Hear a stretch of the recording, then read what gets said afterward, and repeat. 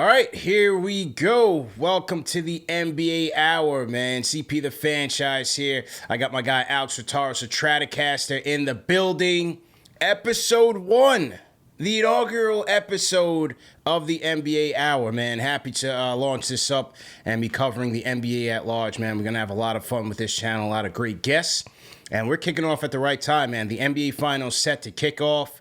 The Miami Heat, the underdog Heat, visiting the Denver Nuggets, and joining us today, he covers the Nuggets as a writer and digital content specialist for Nuggets.com, Matt Brooks. Matt, man, welcome to the NBA Hour, man. Our first guest of the kickoff show, man. How does it feel?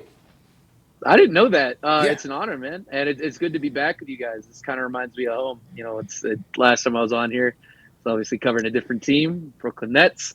So it's a familiar feeling to be here. Yeah. You got the promotion.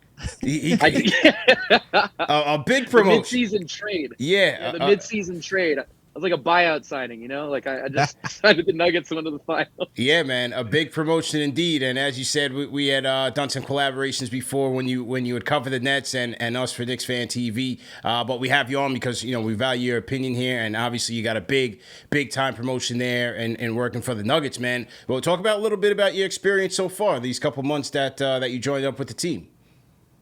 It's been cool, you know, just a big move for one. So been kind of living temporarily out here and kind of finally getting settled in. Team's been great. You know, really the sense of like culture is really strong. I know that's like such a cliche, but I've seen many different cultures. So that was the big thing that stood out to me, was just kind of like just how cohesive, I guess, the entire group was. And then the work's been great too. You know, I've done a lot of stuff that I've enjoyed. You know, for people that have followed me on Twitter or don't know my work, I do a lot of, you know, film stats, X's and O's, little bits and pieces that I can figure out. So been able to continue doing that while also working and covering a team that's gone all the way to the NBA Finals. So you can't be too bad. And I mean, again, for me, you know, I cover a team, completely new team. For them to go all the way to the promised land, farther than I've ever gone, is pretty sweet. Some pretty good luck right here for me. Yeah, no question about it, man. And, you know, just watching this team's journey to the finals, going back several years back, you know, they've been bridesmaids several times. They lost to the Lakers in the conference finals in the bubble. They had a disappointing year last year, losing Murray and losing to the then champion, the eventual champion, Golden State Warriors in the first round. A lot of heartache for Jokic, but they put together the complementary pieces and finally made their run, man. How do you reflect back on this season as this team's getting ready to tip off in game 1 on Thursday night? Yeah, I mean, you know, they've had lots of different stretches. You know, January, I think they were like 12-3. Malone won Coach of the Month. That's really when they started humming. Kind of took their foot off the gas a little bit in March, which is really when I started working for them. I think it's probably fair to say. And even just entering the playoffs, like I remember just talking with people that had covered the team for the whole year, because again, I'm like a mid-season transfer. They were kind of like, I don't know what we're going to get, because it's been kind of a weird last 2 months. Nope. Game 1 against Minnesota, they win by like 29. And that's really been the pace ever since. I know Phoenix took 2 games. But that series always kind of felt like the game, it was a game of attrition in a way, just because it really was just Booker and Durant, and you know, a couple big performances here and there by other guys. And then they go into LA, and I think that was probably their hardest series if they played anybody, just in terms of those guys, at least in moments. And all those games were first off close, but in moments it looked like they had the right sort of adjustments for, you know, slowing down this Nuggets team. But Denver took care of business. I think they really took that conference finals loss back in the bubble pretty personally, and that's why they came out and just like took care of business, won both games in LA, 4-game sweep, and here we are in the finals. Yeah, absolutely, man. And as you said, even though it was a sweep against the Lakers, I don't know if you could call it a competitive sweep. But when you see how every game came down to the wire, you know, this Laker team was in it. Give credit to them. They came up from the ashes, made it through the play-in, and gave Denver a run for their money, even though they couldn't win a game. But, you know, for me, it starts with the Joker, man. Just watching him, especially in that series, being as dominant as he was, 8 triple doubles in this playoff run, surpassing Wilt Chamberlain.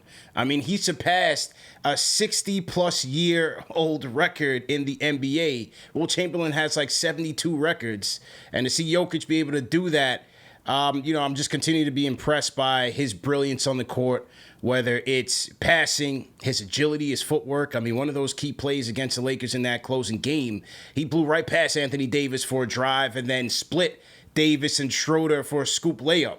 And so you just never know what you're going to get from him. What's been your impressions of Jokic in this run, man? How good his touch has been. I mean, his touch is just ridiculous. Like he gets these, if you hit him on the short roll, it almost feels like it's a guarantee that he's going to make the little floater hook shot. His touch has just been unbelievable. I like that you brought up like his speed. I mean, I know we don't like look at Jokic as like a prototypical, blazing athlete, but like there's little plays. He'll like run ahead of the pack in transition and score on his own. He had like a shot, I think, in one of the first 2 games in Denver where he, got the ball, took it full court himself, and like took a little shot off the glass in transition. It's just like, I mean, all the shots that he made, the fadeaways he to both of them in Game 4. He's on another planet right now. But for me, yeah, the touch is really the thing that stands out to me the most. I don't know if I've watched a guy with as good a touch as he has. It's really crazy. Has it been for you, like, because you went from covering Kyrie, James Harden, Kevin Durant, and you talk about Nikola Jokic touch. Like, what is it like just watching a 2-time MVP now just go to work and throughout this entire playoff run?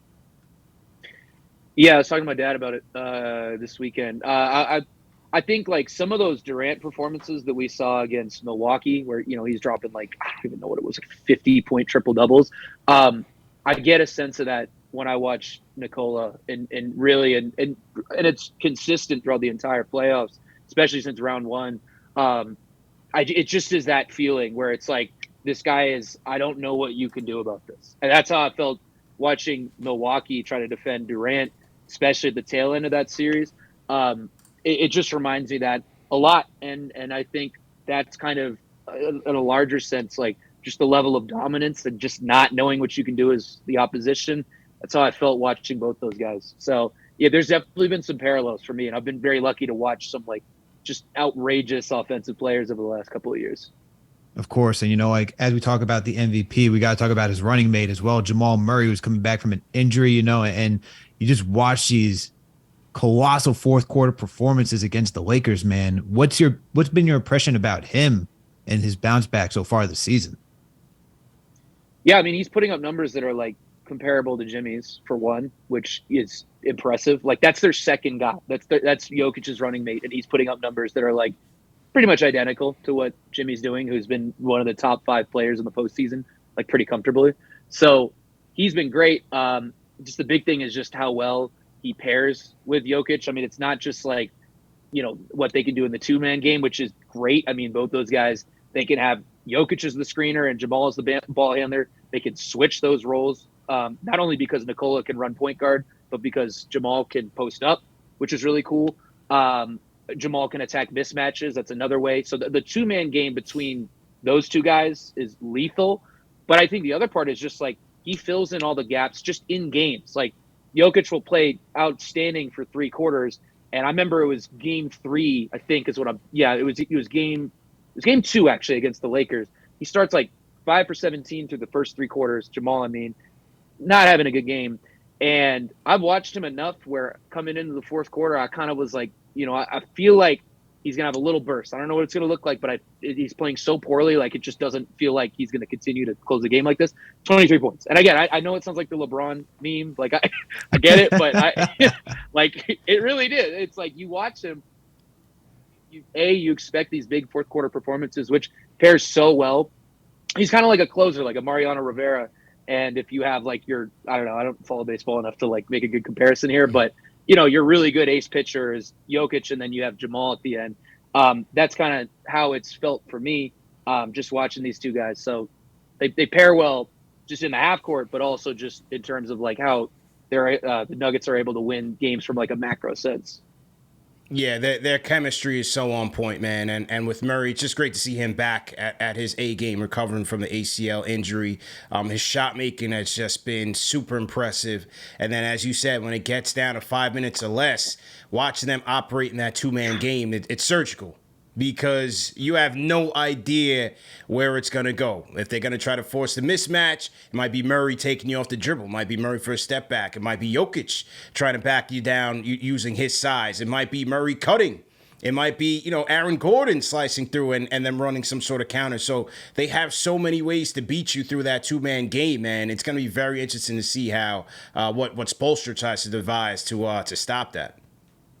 Yeah, this is going to be like, if you're into X's and O's, this is going to be like this is heaven, basically. Oh, yeah. I'm excited for this. It's going to be, and it really is. Like, Spo's going to throw everything out there. Even like you look at that Lakers Nuggets series, part of the reason why it was so fun to watch, other than it being competitive, was that there was a lot of game within a game. So, you look at game one, they change up their defensive matchups, the Lakers, and they have Rui Hachimura guard Jokic. Yeah. And Anthony Davis is nearby. And then as the series goes on, you see different ways that, Denver is able to counter that, moving Aaron Gordon around the floor, having Aaron Gordon as a screener. So expect that stuff, but times 10 with two of really the best coaches in the league handling kind of operations. It's just, I don't know. For me, I love that stuff, and I can't wait for it. I'm with you, Matt. I'm looking forward to this matchup. And when I look at both of these teams, between the Heat and the Nuggets, I'm looking at two disciplined teams, two talented teams. And at this point, it's like watching two grandmasters in Central Park, right? They're going to go at it. It's who's going to be the first one to make the mistake. My question for you is, like, how do you see them, how do you see the defensive assignments going for this Nuggets team? Like, who's guarding Jimmy? Obviously, I think it's going to be Jokic on Bam, but how are you going to stop Jimmy if you're the Nuggets? I think you throw Aaron Gordon, and I think I know Zach Cram, I think of The Ringer, had like a pretty good stat going around about how he's held Jimmy to like a lower effective field goal percentage, less points per 100 possessions. Historically, again, we'll see. But AG's been excellent in these playoffs, like really the unheralded nugget of anybody. He's taken on Cat in the first round and really made him just so uncomfortable the entire first round, pushed him off his spots, pressured him all the way to the rim. Round two, did a great job against Durant, who, like, I've watched a lot. That was, I think, the best I've ever seen anybody guard Durant. And then round three, I think LeBron had pretty good numbers against Aaron, but it's LeBron at the end of the day. Like, even 38-year-old LeBron is just such a master at this game. I still think Aaron did a good job making his shots tough. And you look at the end of games, LeBron it looked like he was a little tired out by the end. He's taking more three-pointers. I think a lot of that is just the work that Aaron did early before those touches. So I expect, AG to do those things again, be a pretty good matchup for Jimmy. He's been very disciplined throughout the entire playoffs. All the things that Jimmy does that make him such a good player, little up fakes, footwork, the little rip throughs. Aaron's been pretty good on those things. He's did a great job against KD, especially on staying down on those things. So I think that's your best shot if you're Denver. And then outside of that, I guess you put KCP on Caleb Martin. Say, let's hope that doesn't happen again. Yeah. Man.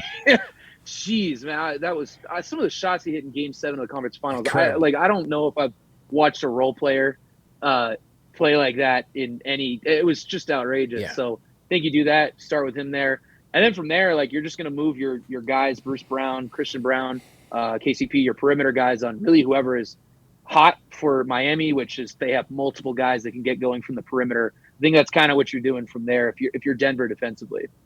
This is the NBA Report. CP the Franchise here. Alex Rataris on the other side. Special guest, Matt Brooks, who covers the Nuggets for Nuggets.com. And we are previewing the Nuggets versus Heat NBA Finals matchup. And Matt, when we talk about how the Nuggets handle the Heat defensively, what I'm very interested to see is how Coach Spoelstra of the Miami Heat handles this high-octane Nuggets offense.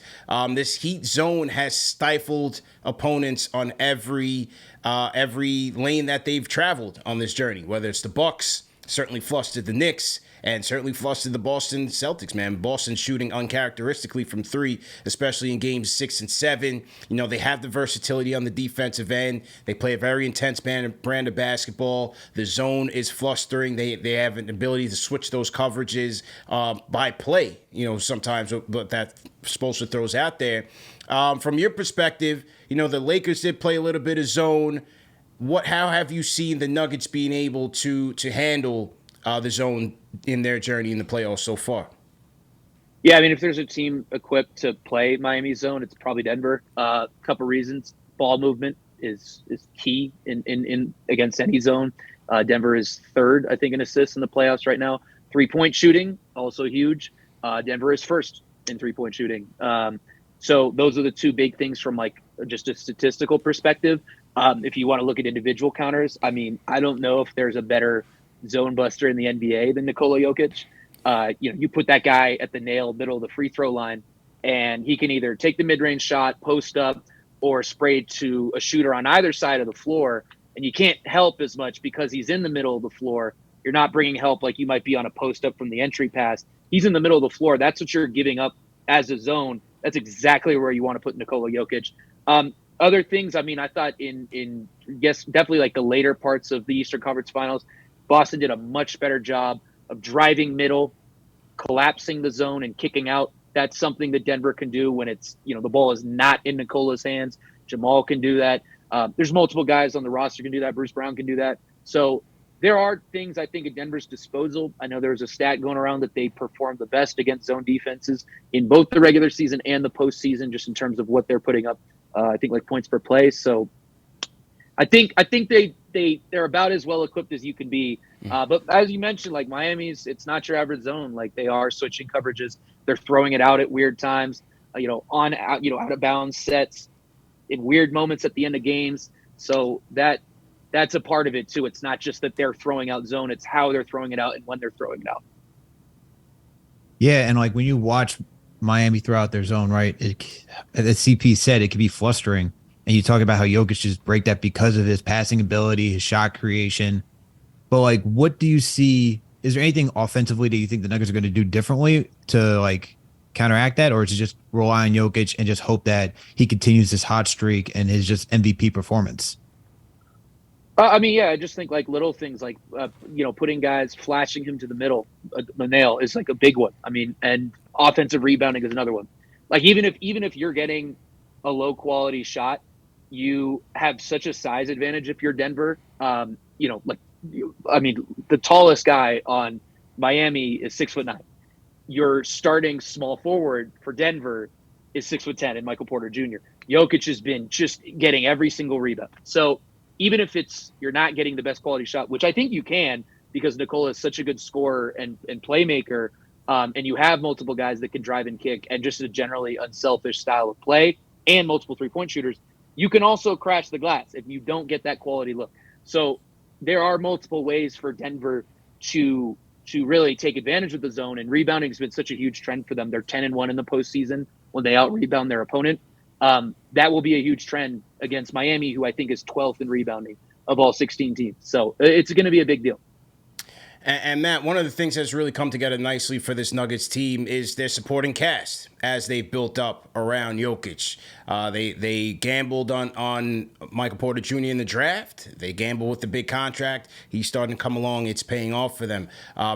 Trading for Aaron Gordon last year, bringing in Jeff Green, the consummate veteran. Jeff Green haven't played for damn near every NBA team, but always a winner and always makes the right play. Well, one pickup I did like in the offseason, last free agency, was a guy you covered with the Nets, Bruce Brown. A Swiss Army knife, a hustler, good defender. I thought he was a great passer, especially off of the short roll when he was playing with Kyrie and KD. What's been your impressions of Bruce Brown and how he fits with this Nuggets team? Never understood why they let him go. How'd they let him go? I don't get it. I don't know. Yeah, I mean, the big thing I think for Bruce this year is, I've watched him a lot. I probably watched him more than your average Nuggets fan because I covered him all the way in Brooklyn. So I've seen the evolution of his career. He's used as more of like a screener and roller in Brooklyn, which is really fascinating. And he's kind of changed his game so that he's handling the ball more and really creating for others out of the pick and roll in Denver. And he's improved in that a lot in the season. I remember early in the season looking at those numbers and being like, I don't know if this is working. By the end, I mean, I know his numbers are like really pretty solid, like the points per play that Denver's getting out of him running pick and roll in the playoffs. So it's been a big evolution for him, which is really cool for a guy. I think he's 26. To see a guy like evolve his game like that in a different setting in maybe the middle of his career is really cool. You don't see that too often. Other thing about Bruce, and this dates back to Brooklyn, is he's such a force in transition. He just feels even better at that. In Denver, I think his handle's improved a little bit. He's just better at driving into guys, accepting contact, finishing strong. So that's going to be huge for Denver too, who has, I think, scored the second most fast break points in the playoffs per game. Going against a team in Miami who is really good at defending the fast break, he'll be really important there. Another thing that you have to admire about this team as to a big component as to why they made it, one of the questions that was asked of Michael Porter Jr. during the Nuggets media session was about their ability to sacrifice. And you look at a guy like a Porter Jr. coming in as a rookie when he did, coming in with very high expectations, but being able to fill his role and just be that supporting guy, just be that tertiary, offense for playing off of Jokic and playing off of Murray. Look at Aaron Gordon. Aaron Gordon being traded from the Orlando Magic, where he was the go-to guy. He was the number one guy, and just slotting in and kind of being that fourth guy, but being a very important defensive piece for them and very versatile piece for them. What do you think about that? Just the way that these guys have been able to kind of dial it back and play behind Jokic, the lead of Jokic and Murray. Yeah, I mean, I think both guys are interesting in their own ways. Gordon is like number one option in Orlando, handled the ball a lot. And now he's like this like kind of grit and grind guy, taking on whatever defensive assignments, filling in gaps, cutting. He's crashing the boards like crazy. I don't even mention him when I talked about the Nuggets crashing the glass. He's huge in that component. And then Porter Jr. is also fascinating too. He's number one high school recruit. Goes through injuries, and I think he's acknowledged it a couple of times the last week. There's a lot of things that he can add to his game, and he's just really beginning his NBA career in terms of the ways he's going to improve because he's missed so much time. He's also only 24 years old, but that hasn't stopped him from contributing in the ways the Nuggets need him to.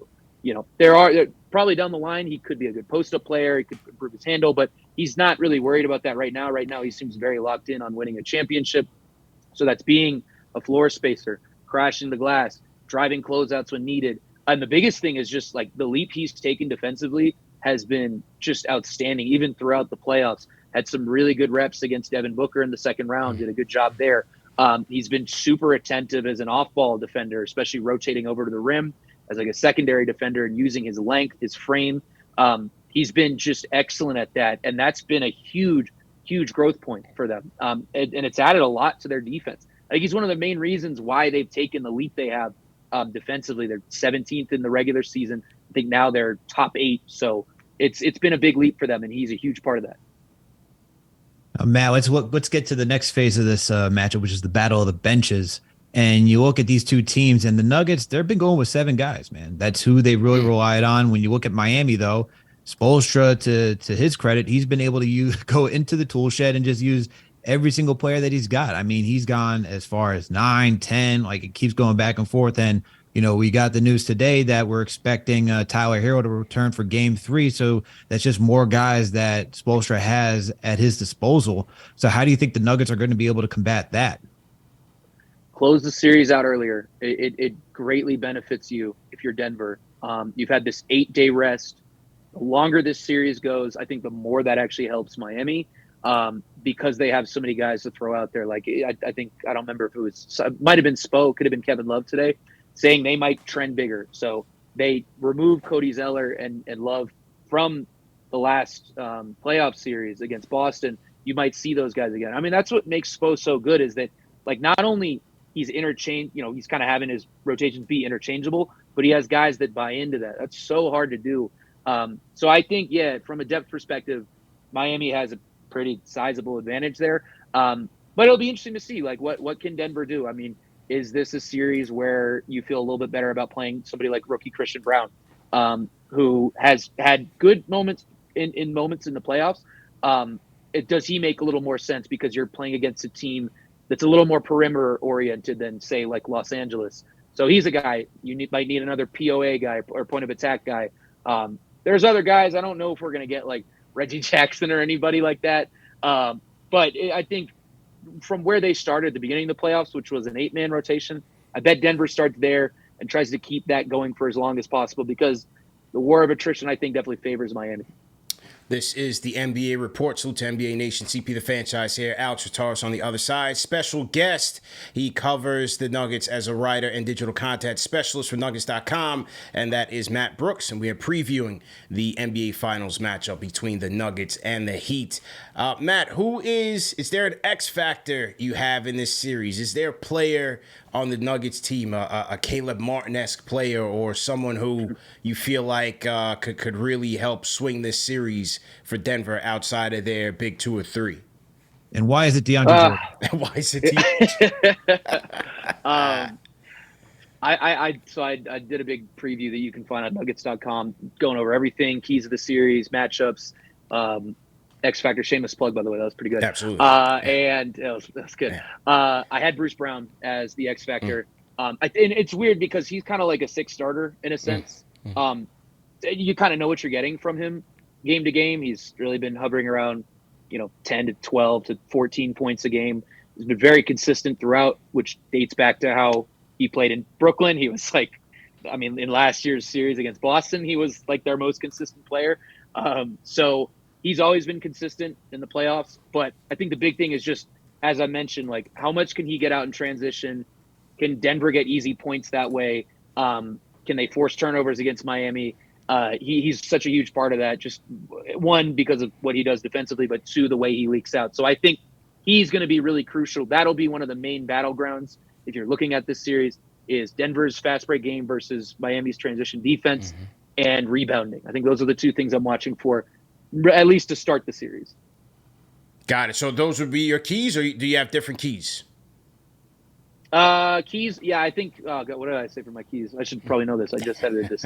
I think my keys were, no, actually for Denver, I think my key was, just taking care of the ball.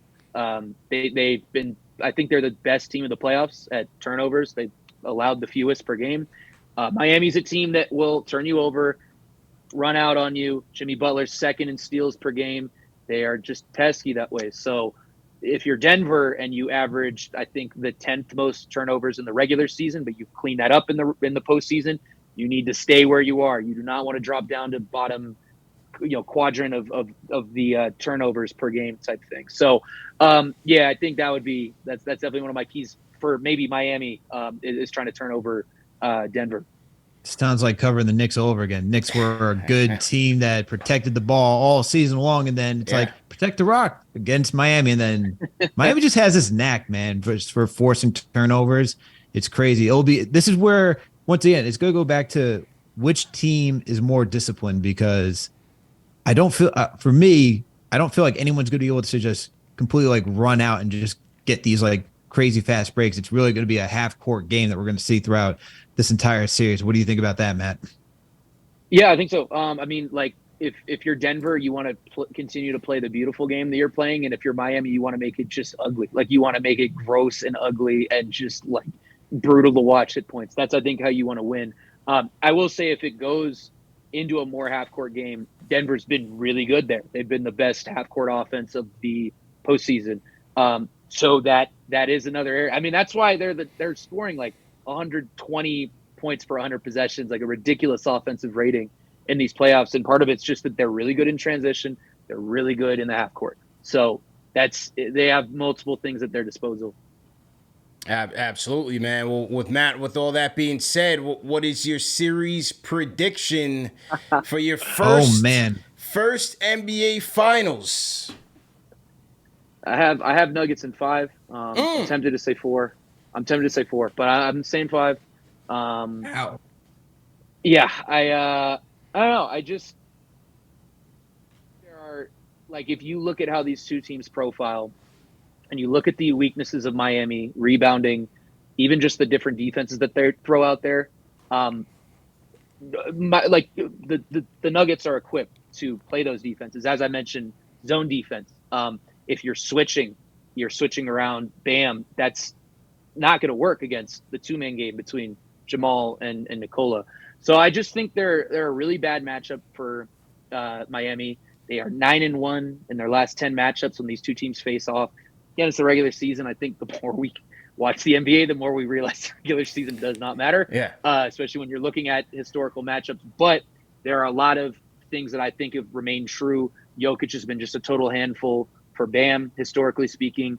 Has had no trouble getting to his spots. He's just bigger, taller, stronger. So I do think if you're looking at this from Miami's perspective, this is about as bad of a matchup as you can get against Denver. But I'm going to go with 5 because, Miami, they just perform magic. I don't know. It's either they shoot 50% from 3 or they throw out, I don't know, the zone defense you haven't seen in 50 years. There's going to be weird stuff that happens. So, I think just out of respect for how good that coaching staff is and how hard they play, I at least have to give 1 game. Absolutely, man. Got it out. Man. You were ready to say sweep. That's just impressive. He's thinking domination, bro. Matt gets the promotion. He's like, I haven't seen anything like this in my life. There is depth. 2-time MVP, not causing any nonsense. Chemistry. Solid Robin to the Batman. Yeah, nobody's stabbing each other in the back. Listen, I've seen it all. No one's drinking a smoothie on the sidelines. Yeah. Come a long way from Brooklyn, man. Come a long way, man. That was the good year in Brooklyn. Was the smoothie year? That was it. That was when things are good. When we were just talking about smoothies. Absolutely, man. Well, Matt, man, like I said, man, we appreciate your work, respect your work, and hopefully we could do this again. Thanks for joining us here on the NBA Report, man. Good luck in covering the finals, man. Hey, thank you and appreciate it. I'm honored to be the first guest. Appreciate the time. All right, solid, man.